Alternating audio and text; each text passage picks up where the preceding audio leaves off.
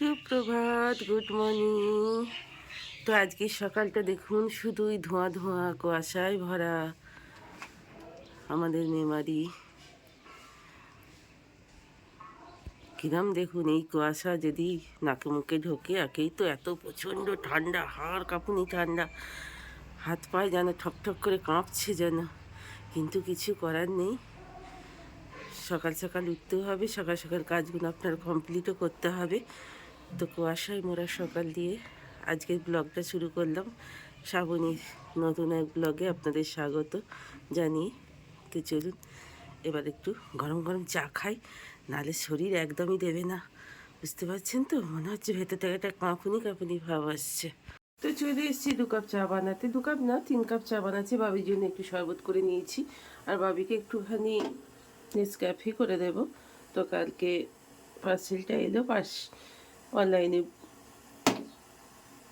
বুক করেছিলাম। তো চলুন এবার আমার আর বাচ্চার জন্য লিকারটা করে নিই, বাবিকে একটুখানি কফি করে দিই। কফির জন্য দুধটা, চিনিটা আমি ফুটিয়ে অলরেডি নিয়ে নিয়েছি।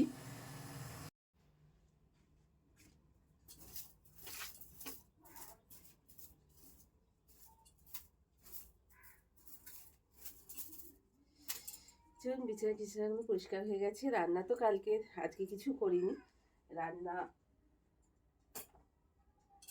ফুলকপি রোস্ট ছিল, কালকে পোস্ত ছিল, আর চিকেনও ছিল, সেই দিয়ে আজকে হয়ে যাবে। বাচ্চাও তাই খেয়ে গেল, বাবিকেও লাঞ্চ প্যাক করে দিলাম। বালিশের ওয়ারগুলো কালকে আর পাল্টানো হয়নি, আজকে পাল্টে ফেললাম। জানেন তো, বালিশের ওয়ারগুলো পাল্টে দিলে, না পাল্টালে বলবে হ্যাঁ আমার বিছানার সবাইকে পাল্টে দিলি, আর আমাদের এরকম খুলে রেখে দিয়েছি সেই শীতেতে। তো চলুন বালিশগুলো এখানে রেখে দিই। বালিশগুলো তো আমাদের লাগে না, যেহেতু স্পন্ডিলাইসিস আছে, কেউই আমরা বালিশ নিই না। তো কিন্তু এসজন বসজনের জন্য তো বালিশ তো রাখতেই হয়। পাশ বালিশের ওয়ারটা কালকেই করিয়ে ফেলেছি। আর শীতের বিছানা তুলতে তুলতেই আলা, বাপরে বাপ।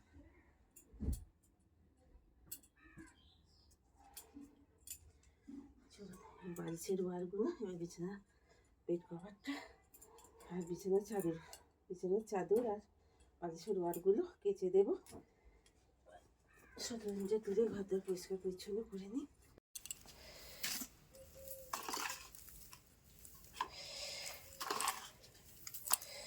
শীতকালে চারিদিক থেকে এত ধুলো পড়ে, চারিদিকে ধুলো দেখছেন।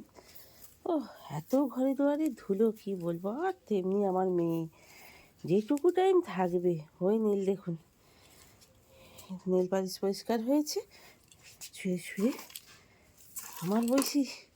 আমার মেয়ের বয়সী ছেলে মেয়ে বাড়িতে থাকলে তাদের বাড়িতে যে কি হয়, আর মায়েদের কি সহ্য করতে হয়।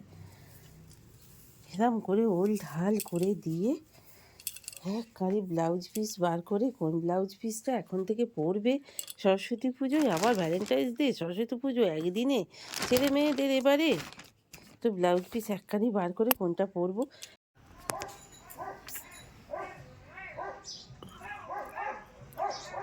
এখন একটু রোদ উঠেছে, বেশ ভালোই রোদটা উঠেছে। আর ওদের পাশের বাড়ি অ্যানি ঘেউ ঘেউ করে যাচ্ছে, সেই সকাল থেকে বললাম না আপনাদের, পাশের বাড়ি কুকুরের ঘেউ আর আশেপাশের বিড়ালের মেয়েও শুনেই সকালটা শুরু হয়।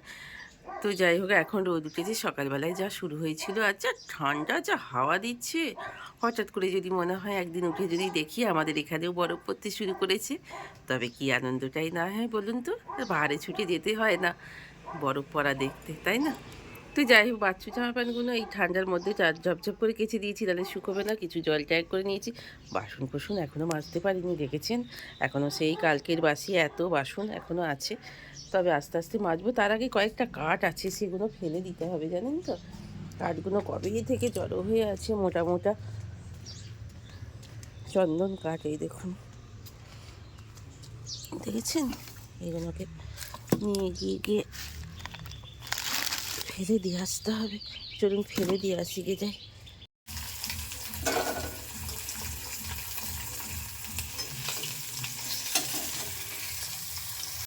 তো মাছগুলো আমার ভাজা হয়ে গেছে। বাবির জন্য একটা কাটা পোনা মাছ, আর আমাদের চারা পোনা মাছ যেমন করি তেমনই করছি। তো বাবির জন্য এবেলা মাছটা করব না, রাত্রিবেলা করব, যদি অবশ্য আজকে ও বাড়ি ফেরে। তবে বর্তমানে থেকে গেলে মাছটা করবো না, আমাদের দুদিনকার জন্য একটু ঝাল ঝাল ঝালে একটু মাস্টার্ড পাউডার দিলে একটু ভালো লাগে খেতে। কিন্তু আমি সবসময় দিই না, একটু পেঁয়াজ আদা রসুন বাটা আছে আমার সবসময় রেডি করা থাকে, সেগুলো একটু দিলাম, একটু হলুদ নুন একটু কাঁচা লঙ্কা ছিঁড়ে দিয়ে এবার মাছের ঝালটা বানিয়ে নেব। তো স্নান টান মোটামুটি হয়ে গেল। কালকে না এতটাই মানে সারাদিনটা শীতেতে মানে এতটাই কষ্ট হয়েছিল, চুল চালানোর সময় হয়নি। তো আজকে যাই হোক একটু চুলটাকে ছাড়িয়ে নিলাম বেশ করে ভালো করে, একটু ক্রিম না মাখলেই হচ্ছে না। সারা গায়ে যদি একটু ক্রিম মাখা না হচ্ছে তো বাপরে বাপ, জাহার কাঁপানি, ঠান্ডা আর হাওয়া দিচ্ছে, গা হাত পা ফেটে এবার চৌচির হয়ে যাবে, পুরো মাঠে যেমন হয়ে যায় না সেরকম পরিস্থিতি হয়ে গায়ে চাকা চাকা দাগের মতো হয়ে যাবে। তো চলুন, স্নান টান হয়ে গেছে।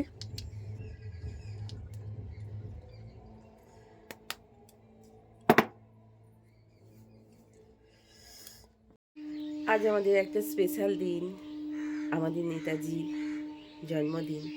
প্রথমে ওনাকে জানাই সশ্রদ্ধ প্রণাম, উনি যেখানেই থাকুন ভালো থাকুন। আর মাঝে মাঝে কী মনে হয় বলুন তো, ওনার ছবি ওনার ফটো এসবগুলো দেখলেই মনে হয় উনি যদি আবার আমাদের মধ্যে ফিরে আসতেন তো কতই না ভালো হতো। ওনাকে দেখতে পেতাম, ওনার কাজগুলো দেখে, যেগুলো বইয়েতে পড়েছি, বইয়েতে পড়ে যে মন যেমন অনেক কিছু শুনেছি বুঝেছি, টিভিতে দেখি, মাঝে মাঝে ওনার ছবি দেখানো হয়, ও যেন মনে হয় সত্যি নেতাজির দেশে আমরা জন্মগ্রহণ করেছি। আমরা ভারতবর্ষে উড়িষ্যার কটক শহরে উনি জন্মগ্রহণ করেছিলেন ঠিক কথায়, কিন্তু সারা ভারতবর্ষই তো আমার দেশ, আমার ভারতবর্ষ। তো আমি পশ্চিমবঙ্গে জন্মগ্রহণ করলেও তো ওনার দেশে আমরা জন্মগ্রহণ করতে পেরেছি বলে আমি সুভাষচন্দ্র বসু মানে যে দেশে জন্মেছেন বলে আমি গর্বিত। উনি সেই দেশের সন্তান, আমিও সেই দেশের সন্তান। উনি যেখানেই থাকুন ভালো থাকুন। তো ওনাকে আমার একটাই কথা বলা, জয় হিন্দ। চলুন রান্নার মেনুগুলো কি দেখিয়ে দিই।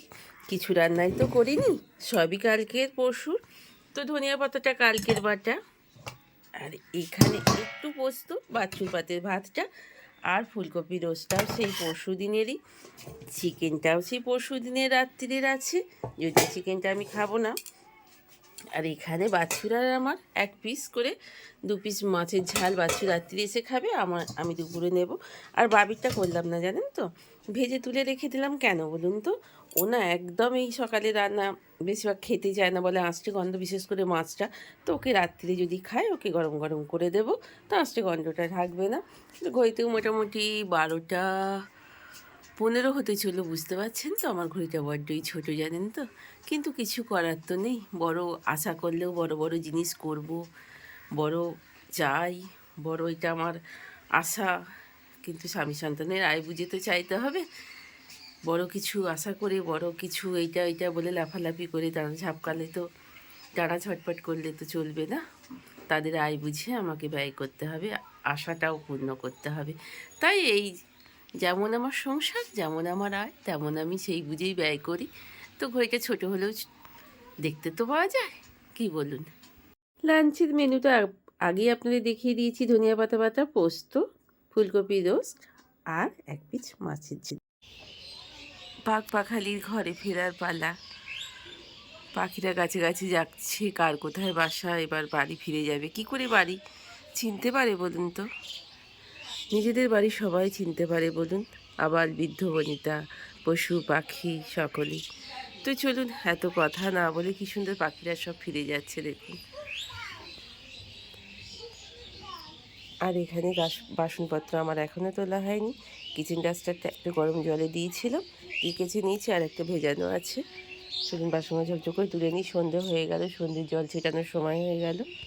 সন্ধেবেলায় দুটো মুড়ি না খেলে হয় না, একটু আলু ভেজে নিলাম, একটু চানাচুর, একটু পেঁয়াজ কুচিয়ে নিয়েছি, নিয়ে একটু মুড়ি, একটু যে নিজে একটু সন্ধেবেলা করে টিফিন বানাবো সেটা হয়ে ওঠে না জানেন তো, নিজের একার জন্যই ভালো লাগে না। বাড়িতে বেশ অনেকজন থাকে, আনন্দ করে খাবো তাহলে ভালো লাগে। যা হাড় কাঁপানো ঠান্ডা আমাদের এখানে 12 ডিগ্রি জানেন তো। তো চলুন যাই হোক, একটু চা করে নিচ্ছি, ভারী ভারী মনে হচ্ছে, একটু গরম জল বা একটু করে চা খাই ভেতরটা, তাহলে একটু গরম গরম। একটু কফি খেতে ইচ্ছে করছে, কিন্তু কফি খাওয়া তো আমার একেবারেই বারণ, আর কফিটা আমার ধোঁয়া ধোঁয়া গন্ধ বেরোবে বলে ভালো লাগে না জানেন তো। তাই চা খাওয়াও বারণ, কিন্তু জোর করেই খাই। সেই সঙ্গে আপনাদের জানাতেই হবে গুড নাইট। তো কাজকর্ম মোটামুটি গুছিয়ে টুছিয়ে নিয়ে একজন এলো, একটু তার সঙ্গে গল্প করতে গিয়ে অনেক দেরি হয়ে গেল। ঘরের বেশ কিছু কাজ ছিল, ভেবেছিলাম করে রেখে দেবো, ভাবি যখন ফিরছে না কাজগুলো, সে হলো না। তো যাই হোক, চলুন আজকের মতো ভিডিওটা আমি এখানেই শেষ করছি। যদি ভালো লেগে থাকে একটা লাইক কমেন্ট করবেন, ইচ্ছা হলে সাবস্ক্রাইব করে আমার পাশে থাকবেন নতুন বন্ধু হলে। আর কাল আবার আসছে একটা নতুন ভিডিও নিয়ে, ততক্ষণে যদি শ্রাবণী বাবু এখানেই গজগজা নিয়ে এখানেই শেষ করছি। তো ভালো থাকবেন, সুস্থ থাকবেন, পরিবারের সঙ্গে সুন্দরভাবে টাইম কাটাবেন। আজকের মতো শেষ করলাম। Good night.